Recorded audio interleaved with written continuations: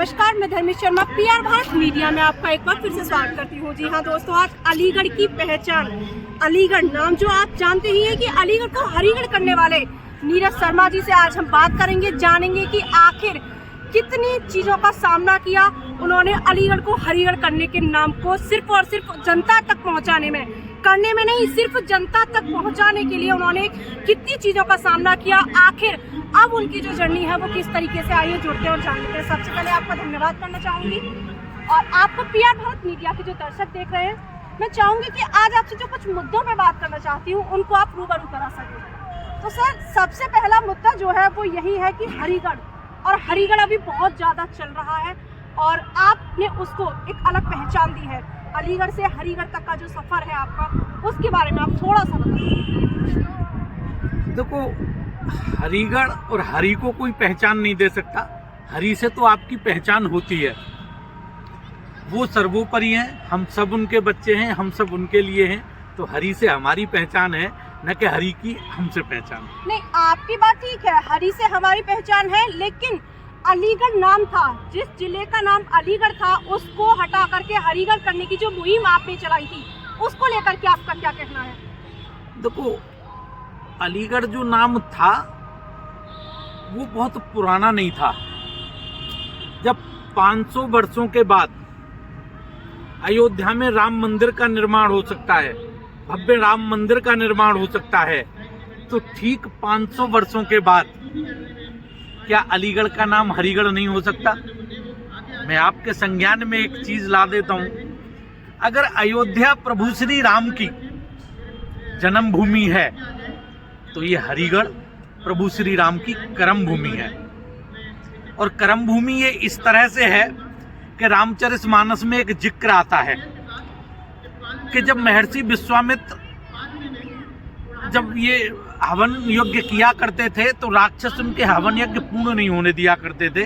कभी हवन में हड्डियां डाल दी, कभी मांस के टुकड़े डाल दिए, कभी कुछ डाल दिया। तो महर्षि विश्वामित्र अयोध्या पहुंचे और राजा दशरथ से बोले कि हे राजन, हमें आपके 2 पुत्रों की आवश्यकता है, क्योंकि जो भी हवन यज्ञ हम लोग करते हैं ऋषि मुनि, उन हवन यज्ञों को राक्षस पूर्ण नहीं होने देते हैं।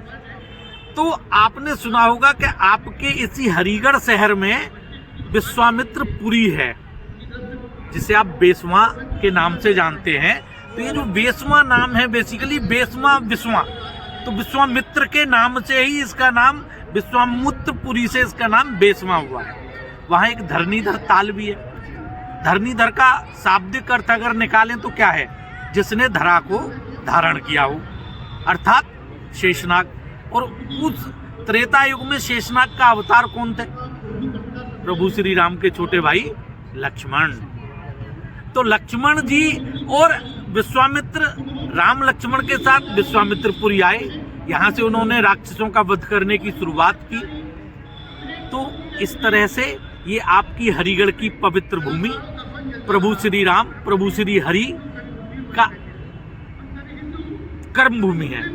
अच्छा सर, जिस तरीके से आपने बताया कि ये अलीगढ़ जो है ये श्री राम की कर्म भूमि है, इसलिए आपने मतलब ये मुहिम चलाई जो हरीगढ़ वाली थी, लेकिन इससे ही, इस मुहिम को चलाने के बाद जो जनता है वो कितनी इस चीज से सहमत हुई और कितनी आगे तक के लिए प्रेरित होकर के आगे आई? क्या वाकई जनता चाहती है कि अलीगढ़ का नाम हरीगढ़ पूर्ण रूप से हो?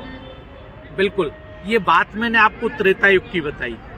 द्वापर युग में प्रभु श्री हरि का अवतरण भगवान श्री कृष्ण थे, और एक रात प्रभु श्री कृष्ण का भी निवास हरीगढ़ की इस पावन भूमि के हरीगढ़ हरिदासपुर में जो खेरेश्वर धाम मंदिर है वहां हुआ, और उस शिवलिंग की स्थापना भी प्रभु श्री कृष्ण के हाथों से हुई। तो त्रेता युग में भगवान श्री हरि के अवतरण प्रभु श्री राम का यहाँ कर्म भूमि हुई। द्वापर युग में प्रभु श्री कृष्ण को यहाँ आना हुआ। तो ये हरीगढ़ की भूमि युगों युगों से प्रभु श्री हरि की है। और जहाँ तक जो आपने अभी अभी मेरे से सवाल किया कि कितना लोग सहमत हैं, तो ये लोगों की सकारात्मक ऊर्जा है।